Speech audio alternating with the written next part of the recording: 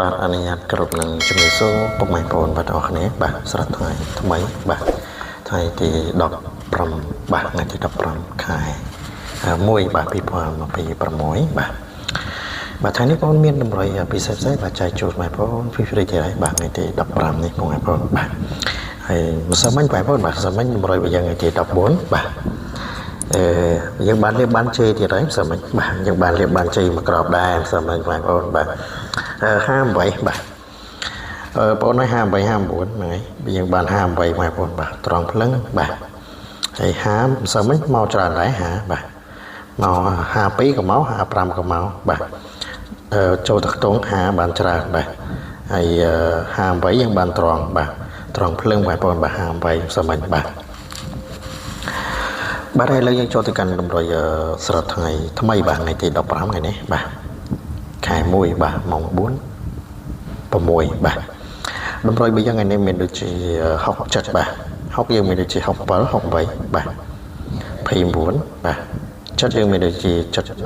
79បាទអខ្ទង់យើងអស់67បាទហើយ3ខ្ទង់6 29បាទ698បាទនិង782បងប្អូនបាទតម្រុយថ្ងៃទី15នេះបងប្អូនបាទ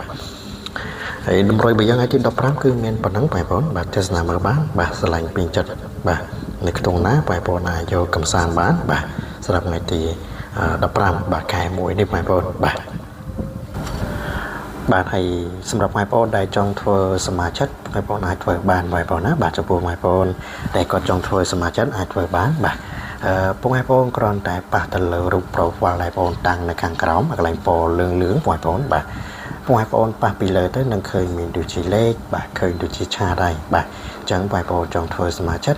បងប្អូនឆាតមកក៏បានបាទ